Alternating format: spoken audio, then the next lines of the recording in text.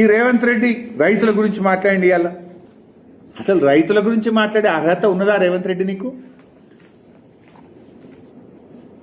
అర్హత ఉందా? నీకు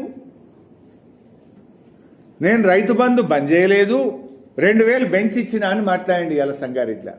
I'm challenging Mr Revanth Reddy.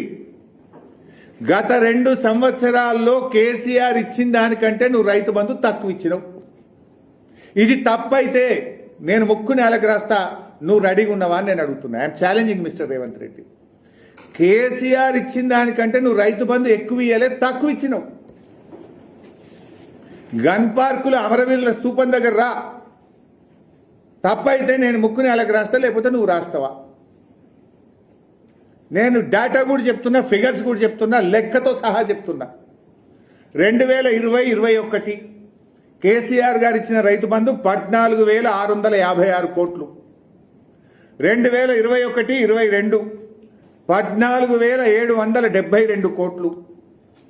2022-23 14,743 కోట్లు కేసీఆర్ గారు రైతు బంధు ఇచ్చారు. మరి రేవంత్ రెడ్డి వచ్చినాక ఎంత ఇచ్చాడు? 2024-25 రేవంత్ రెడ్డి గారి యొక్క ఫుల్ టర్మ్ 24-25 సంవత్సరంలో రేవంత్ రెడ్డి గారు ఇచ్చిన రైతు బంధు 5,057 కోట్లు. కేసీఆర్ గారు ఇచ్చింది 14,772. రేవంత్ రెడ్డి ఇచ్చింది 24-25లో 5,057 కోట్లు మాత్రమే. ఇప్పుడు నువ్వు 2,000 పెంచి ఇచ్చినావా, 10,000 ఎగ్గొట్టినావా? చెప్పు రేవంత్ రెడ్డి, సిగ్గుండాల అబద్ధాలు చెప్పనీకి. 2025-26 నెక్స్ట్ ఇయర్ 2025-26లో ఇది ఇచ్చింది 11,000 కోట్లు. కేసీఆర్ గారు ఇచ్చింది 14,743. 25-26లో నువ్వు ఇచ్చింది 11,000. అంటే 2 ఆర్థిక సంవత్సరాల్లో కూడా నువ్వు 2,000 పెంచి ఇయ్యలేదు. కేసీఆర్ గారు ఇచ్చిన దానికంటే 15,000 కోట్లు తక్కువ ఇచ్చినావు.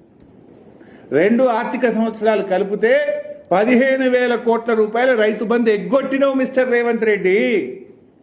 కానీ సంగారెడ్డిలో ఏం చెప్పిండు? పచ్చి బూతులు, పచ్చి అబద్ధాలు. నేను 2,000 పెంచిచ్చిన.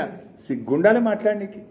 ఓ ముఖ్యమంత్రివి 15 ఆగస్టు నాడు మాట్లాడుతున్నావు, పబ్లిక్ మీటింగ్లో మాట్లాడుతున్నావు. రైతులు ఏమనుకుంటారు అనే సోయన్ ఉండాలన్నా వద్దా నీకు? 2,000 ఇప్పుడు చెప్పు, పెంచిచ్చినావా దించిచ్చినావా?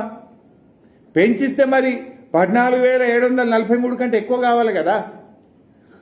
ఒక ఆర్థిక సంవత్సరంలో 5,057, మరొక ఆర్థిక సంవత్సరంలో 11,000.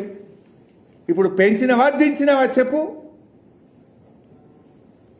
ఇంకైనా నేను 2 లక్షల రుణమాఫీ చేసిన.